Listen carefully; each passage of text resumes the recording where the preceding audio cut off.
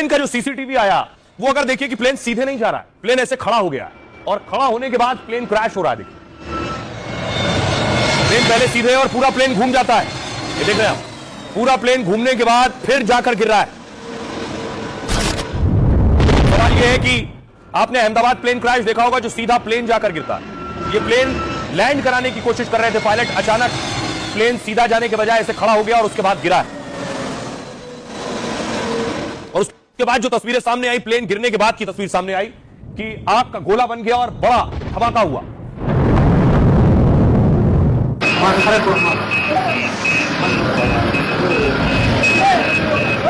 उसके बाद मौके पर आज डीजीसीए की टीम पहुंची थी जांच करने के लिए। तस्वीरें आप देख रहे हैं, सबूत फॉरेंसिक टीम जुटा चुकी है।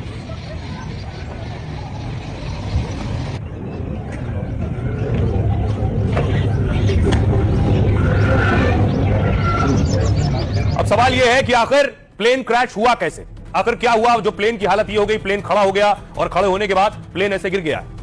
आपको बताऊं कि अजित पवार के विमान क्रैश के बाद सीसीटीवी से खुलासा हुआ। सीसीटीवी में दिखा विमान पर पायलट का कंट्रोल नहीं, विमान अचानक टेढ़ा हुआ, तेज रफ्तार के साथ जमीन की तरफ बढ़ा। वीडियो में दिख रहा है कि विमान बहुत कम ऊंचाई पर था, जमीन से टकराते ही विमान आग के गोले में तब्दील हो गया। क्रैश से पहले विमान हवा में एक तरफ झुकते हुए टेढ़ा हुआ। सवाल यह है कि क्या विमान का संतुलन बिगड़ गया था या फिर विमान में कोई तकनीकी खराबी आई। पायलट ने हवा और विजिबिलिटी के बारे में पूछा था। पायलट को विजिबिलिटी लगभग 3000 मीटर होने की जानकारी दी गई। पायलट ने रनवे 11 पर उतरने की आखिरी रिपोर्ट दी, लेकिन बताया कि रनवे नजर नहीं आ रहा है। इसके बाद विमान लैंड करने के बजाय हवा में चक्कर लगाने लगा और विमान को सुबह 8:43 के वक्त रनवे 11 पर लैंड करने की अनुमति दी गई, लेकिन विमान की तरफ से लैंडिंग क्लियरेंस का जवाब नहीं दिया गया। सुबह 8:46 पर एयर ट्रैफिक कंट्रोल ने रनवे के पास आग की लपटें देखी और विमान रनवे से 50 मीटर दूर बाईं तरफ पाया गया। विमान के कॉकपिट से आए अंतिम शब्द भी सुनाई दिए। महिला कैप्टन के आखिरी शब्द थे, ओ नहीं। कोई मेडे कॉल नहीं आई, यानी इमरजेंसी में मदद नहीं मांगी गई थी। गंभीर आपात स्थिति में पायलट मेडे कॉल देकर मदद मांगता है, लेकिन अजित पवार के पायलट ने कोई मदद नहीं मांगी।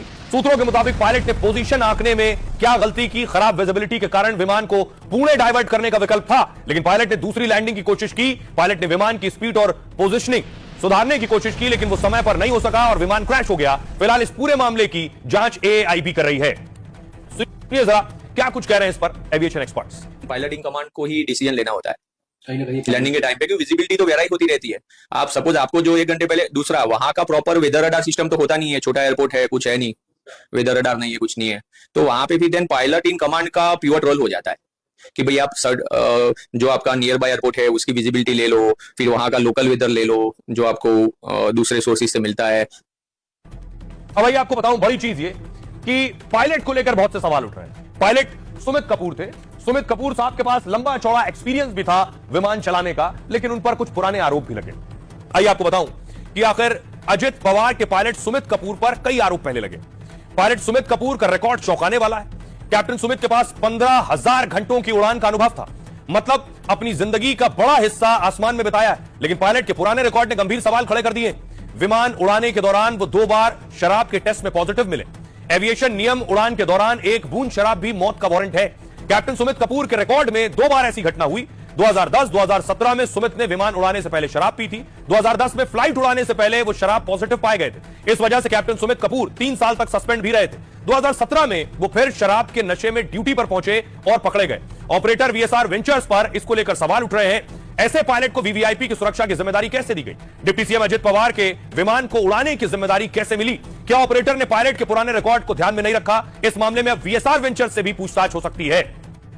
सुनिए जरा, हमारे सहयोगी रवीश रंजन खुद एक कॉकपिट में पहुंचे विमान के और उनकी रिपोर्ट देखिए इस पर। इस वक्त एक कॉकपिट में मौजूद हैं और बिल्कुल वही सिचुएशन हम यहां पर क्रिएट करेंगे कि आखिर जब रनवे में विमान उतरने लगा तो कैसे हादसा हुआ। सर, एक वीडियो भी आया जिसमें अगर हम फ्लाइट की बात करें तो वो विमान बिल्कुल ऐसे जाता है और फिर जो है वो दुर्घटनाग्रस्त हो जाता है। तो इसको आप क्या कहेंगे? अगर हम कॉकपिट के जरिए समझने की कोशिश करें तो जब लैंडिंग होती है तो किस तरीके